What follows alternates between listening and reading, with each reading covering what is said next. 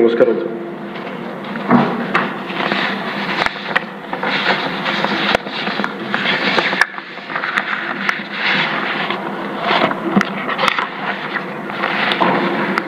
Governor గారి ప్రసంగానికి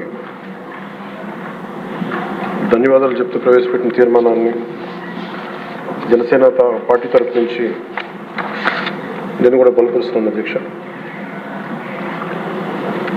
ఆద్యంతం గవర్నర్ గారు ప్రసంగ పాఠంలో చాలా కీలకమైన నాకు 3 అనిపించినాయి. ఒకటి, మనం వారసత్వంగా ఏమొచ్చింది, మనకి ఏం ఆశించబోతున్నాం, భవిష్యత్తులో ఎలాంటిది ఆశించబోతున్నాం, కలెక్టివ్గా మనందరం కలిసి ఈ రాష్ట్రాన్ని ఈ కూటమి ద్వారా ఎలా ముందుకు తీసుకెళ్ళాలి అనేది 3 చాలా స్పష్టంగా చెప్పారు. గవర్నర్ గారి ప్రసంగంలో చాలా ప్రత్యేకించి చెప్పింది ముందస్తుగా ఆంధ్రప్రదేశ్ రాష్ట్రం ఏర్పడటానికి పొట్టి శ్రీరాములు గారి త్యాగ ఫలితం, తద్వారా భాషా ప్రయుక్త రాష్ట్రాలే ఏర్పాటు కావటం.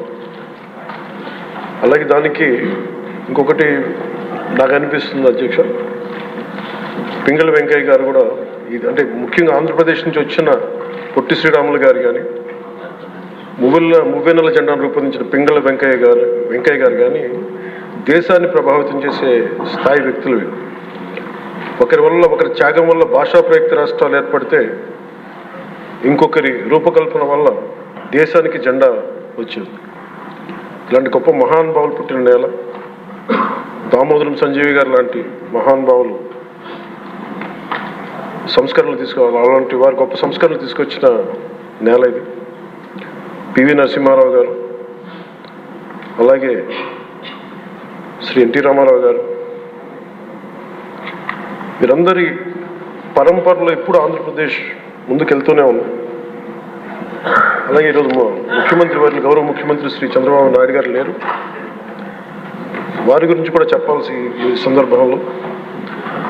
ఆంధ్రప్రదేశ్కి ఎవరన్నా రావాలి అనుకుంటే ముందస్తుగా చంద్రబాబు గారు పాలన స్టార్ట్ చేసినప్పుడు, ఆయన ముఖ్యమంత్రిగా ఉన్నప్పుడు ప్రతి ఒక్కరూ మేము వచ్చి ఆంధ్రప్రదేశ్కి వచ్చి పని చేయాలి, ప్రతి ఐఏఎస్ అధికారి, ప్రతి ఐపీఎస్ అధికారి తపన పడేవారని నాకు ఢిల్లీలో చాలామంది ఐఏఎస్ అధికారులు చెప్పారు. అలాంటి అద్భుతమైన పాలన, ఛాలెంజెస్ని అధిగమించి ఆంధ్రప్రదేశ్ని అభివృద్ధి దిశగా తీసుకెళ్లారు. ముఖ్యంగా ఆయన బాగా నచ్చే అంశం నాకు ఆయనలో ప్రత్యర్థులను కూడా గౌరవించే గొప్ప గుణం. మొన్న ఈ మధ్యన మాకు చెప్తూ కూడా రాజశేఖర రెడ్డి గారి గురించి చెప్తూ ఆయన గురించి కూడా, ఆయన ఎంత ప్రత్యర్థి అయినప్పటికీ కూడా ఆయన గురించి కూడా మంచి వాక్యాలు చెప్పి ఆయన చేసిన మంచి పనిని కూడా చెప్పే సహృదయం ఉంది నారా చంద్రబాబు గారికి. దీంట్లో వారి నుంచి తీసుకోవాలి, ఇది మేము నాలాంటి వాళ్ళు నేర్చుకోవాలి, అలాంటి యంగ్స్టర్ మాకు కొత్తగా వచ్చిన వాళ్ళు నేర్చుకోవాలి. అలాగే కర్నూలు 1953లో కర్నూలు రాజధానిగా వచ్చింది. ఎప్పుడు మనకి ఇన్ని సంవత్సరాలుగా, ఇన్ని దశాబ్దాలుగా ఇంకా కొట్టుకుంటూనే ఉన్నాం. అన్ని రాష్ట్రాలు ఏర్పడ్డాయి, భాషా ప్రయుక్త రాష్ట్రాలు ఏర్పడ్డాయి. దేశం అంతా ఎవరికి రాజధాని వచ్చింది, ముందుకెళ్ళిపోయారు, అభివృద్ధి చెందారు. కానీ మన ఆంధ్రప్రదేశ్కి వచ్చేటప్పటికి కర్నూలు రాజధానిగా ఏర్పడింది. కాదని చెప్పి మళ్ళీ తెలంగాణలో కలిపారు. కొన్ని దశాబ్దాల తర్వాత మళ్ళీ విభజన జరిగింది, మళ్ళీ రాజధాని కోసం ఎత్తుక్కుంటూనే వచ్చాం. కింద మీద పడి 14 నుంచి 19 చాలా కష్టంతో ఒక రాజధానిని అత్యంత ఖర్చుతోటి నిర్మించే దశలో ఉండగా, పరిస్థితుల్లో అనుకూలించగా గత ప్రభుత్వం వచ్చింది. వాళ్ళు 3 రాజధానులు తీసుకొచ్చారు. ఎప్పుడు కూడా ఇన్ని సంవత్సరాలు, ఇన్ని దశాబ్దాలుగా మనకు స్థిరమైన రాజధాని అనేది ఒకటి లేదు. అది బేసిక్గా అది కేంద్ర బిందు ఒక అభివృద్ధికి, ఒక రాష్ట్రానికి. ఈసారి మటుకు చంద్రబాబు గారి ఆధ్వర్యంలో, గౌరవ ముఖ్యమంత్రి చంద్రబాబు గారి ఆధ్వర్యంలో ఇంకెప్పటికీ భవిష్యత్తు తరాలు ఇంకెప్పుడు ఏది రాజధాని, ఒక రాజధాని 2 కాకుండా అమరావతి రాజధానిగా ఉండాలి, ముందుకు తీసుకెళ్ళాలి. దానికి మేమందరం సహకరించాలి. సహకరిస్తామని ఈ సందర్భంగా మీకు తెలియజేసుకున్నాం అధ్యక్ష. అలాగే మనం వారసత్వంగా వచ్చింది మనం పొట్టి శ్రీరాములు గారి దగ్గర నుంచి, పింగళి వెంకయ్య గారి దగ్గర నుంచి మువ్వెన్నెల జెండా, భాషా ప్రయుక్త రాష్ట్రాలు వస్తే చెడు కూడా అట్లాగే మనం వచ్చింది అధ్యక్ష. మనకి గత ప్రభుత్వం మనకు అందించింది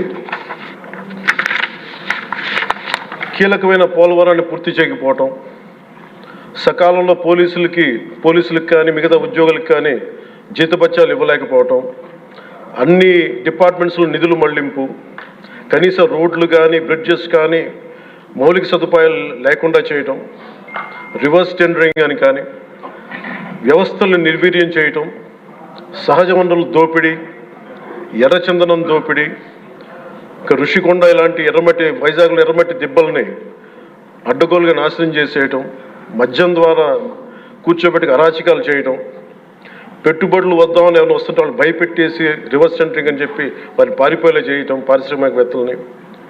ఇది మనం తద్వారా మనకి వాళ్ళ ద్వారా కూడా వచ్చిన వారసత్వం అధ్యక్ష. వీటన్నిటిని అధిగమించి ఎలా ముందుకెళ్ళాలి, ఏ స్థాయిలో వెళ్ళాలి అనేది నేను మొన్న ఎలక్షన్ ముందు కూడా మా సహచరులందరికీ కూడా చెప్పాను, ప్రతిసారి ప్రజలందరికీ కూడా తెలియజేశాను. ఒక సుదీర్ఘమైన అనుభవం నాయకులు ఈ రాష్ట్రానికి చాలా అవసరం. దేశంలో కూడా ఇంకెవ్వరికి రాని పరిస్థితి మన రాష్ట్రానికి వచ్చింది. మనస్ఫూర్తిగా నేను అంతకుముందు ఏమి చెప్పాను, ఈరోజు కూడా అదే చెప్తున్నా అధ్యక్ష.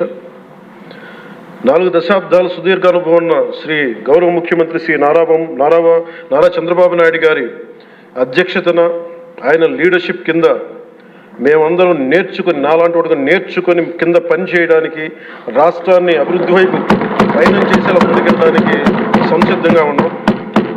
మేము దాన్ని కట్టుబడి ఉన్నాం. ముఖ్యంగా లా అండ్ ఆర్డర్ చాలా క్షీణించిపోయింది. ఈ లా అండ్ ఆర్డర్ విషయంలో చూస్తే సాక్షాత్తు గౌరవ ముఖ్యమంత్రి గారిని దాదాపు అకారణంగా అన్యాయంగా 53 రోజులు ఆయన్ని ఒక ఫాల్స్ కేసులు పెట్టి జైల్లో పెట్టారు. అలాగే అధ్యక్ష, మీరు కూడా గతంలో మిమ్మల్ని కూడా ఎంత వేధించారో మా అందరికీ తెలుసు, సభ్యులందరికీ తెలుసు. నిన్న రఘురామకృష్ణరాజు గారు కూడా ఏ స్థాయిలో అనుభవించారో అందరికీ రాష్ట్రం అంతా తెలుసు. కానీ చాలా పెద్ద మనసుతోటి ఆయన వస్తే చాలా మనసు విప్పి నవ్వుతూ మాట్లాడటం చాలా ఆనందం కలిగించింది. మీ నుంచి మేము నేర్చుకోవాలి. ఎంత అంటే దాడి చేసిన, హాని చేసిన మీ పెద్ద మనసుకి సభాముఖం మీ అందరికీ మీకు ప్రత్యేకించి మీకు ధన్యవాదాలు చెప్తాను. మీ అందరి నుంచి మీ నుంచి స్ఫూర్తి తీసుకుంటాం. మీ నుంచి అంటే తిట్లు తిన్నా కానీ, దెబ్బ తిన్నా కానీ ఎంత సౌహృదయతో ఉండాలనేది మీరు చూపించారు. ఇంకొక యాంగిల్లో శ్రీ నారా చంద్రబాబు నాయుడు గారు నిన్న కూడా చెప్తా ఉన్నారు, వాళ్ళు మన మీద దాడులు చేశారు కదా అని చెప్పి ఈ రోజు మనకు 164 సభ్యులు ఉన్నారని చెప్పేసి, 21 మంది పార్లమెంట్ సభ్యులు ఉన్నారని చెప్పి మనం కూడా అలా చేయడం సహేతుకం కాదు. చాలా మనం యాజ్ పర్ సిస్టమే వెళ్ళాలి. నిన్న కూడా చాలామంది సభ్యులు మా మీద దాడులు జరుగుతూ ఉన్నాయి, మా మీద బెదిరిస్తున్నారు, ఈ రోజుకి ఓడిపోయి కూడా ఇంకా మన కూటమి సభ్యులందరి మీద బెదిరిస్తున్నారు అని అంటే, చంద్రబాబు నాయుడు గారు ఒకటే చెప్పాను, మనం అలాంటి వాటికి నేను విరుద్ధం. మీరు అలా కనుక కాదు, సిస్టమ్ని కాదని కనుక మీరు చేస్తే మీరు నాకు దూరం అవుతారని చెప్పి చాలా స్పష్టంగా చెప్పారు. అది నాకు కూడా చెప్పారు, అది మీకు కూడా వర్తిస్తుందని చెప్పి ఖచ్చితంగా చంద్రబాబు గారు చెప్తాను. ఈ దృష్టిలో ఖచ్చితంగా దాన్ని ఒళ్ళు దగ్గర పెట్టుకుని మేమందరం ఉంటాం sir. Will take your guidance very seriously and committedly sir.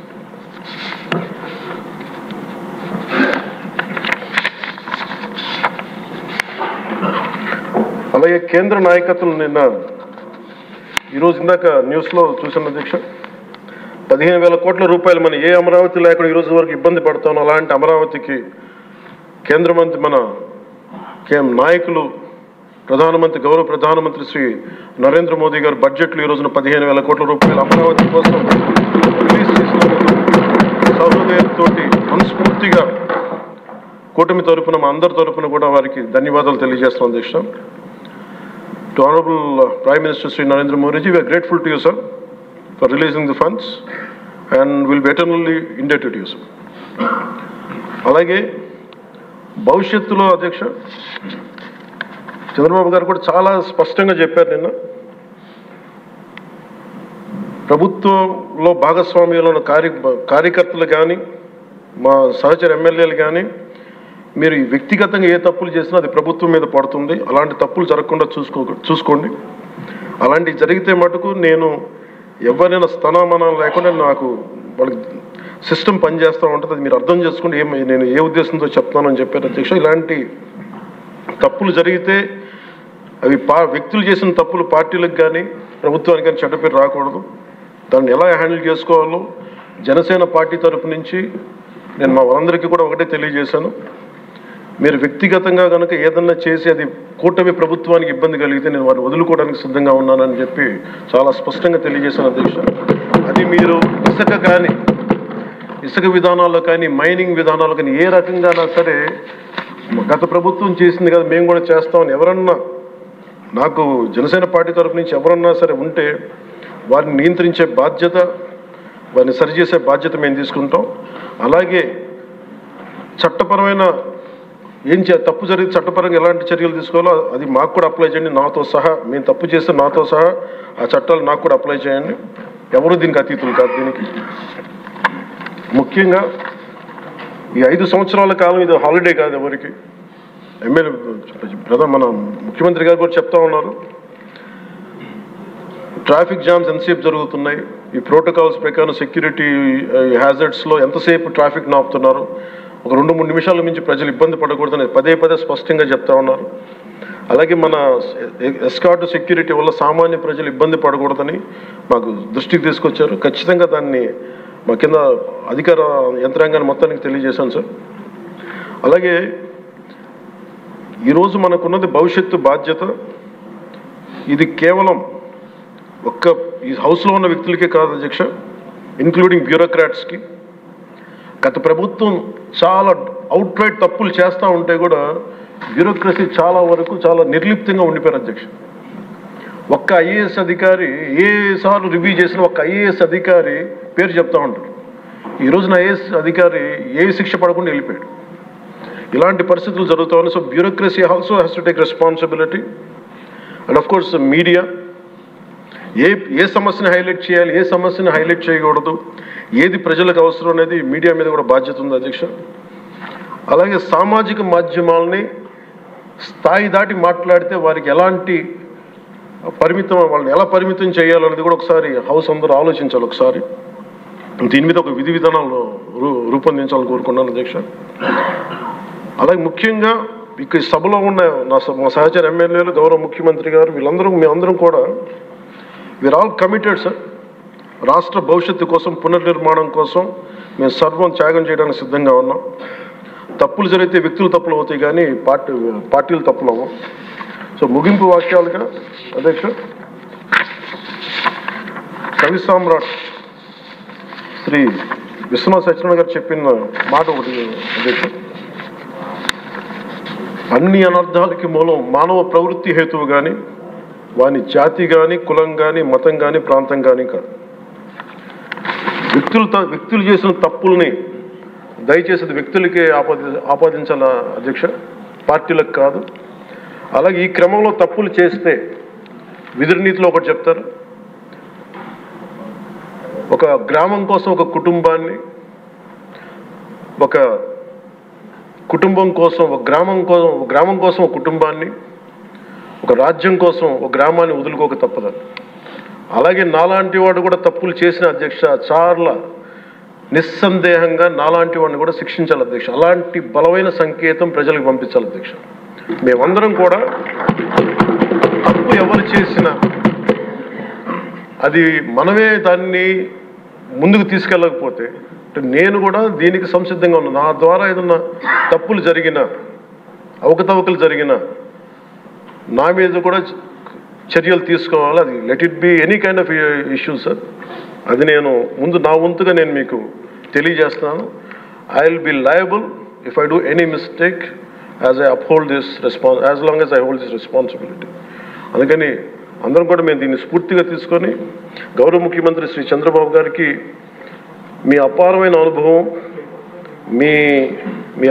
అనుభవం రాష్ట్రానికి చాలా అవసరం. మేము మీకోసం అహిర్నిశలు ఈ రాష్ట్రాన్ని తిరిగి గాడిలో పెట్టే వరకు మేము ఎప్పుడు కూడా మీ కనసాయిగల్లో పనిచేస్తాం అని తెలియజేసుకున్న గౌరవ ముఖ్యమంత్రి గారికి, నాకు అవకాశాన్ని ఇచ్చిన సహచర మా మంత్రివర్గానికి, సభ్యులకి, గౌరవ సభ్యులకి, గౌరవ సభాపతి గారికి, గౌరవ ముఖ్యమంత్రి గారికి, మీ అందరికీ నా చేతులెత్తి నమస్కారం.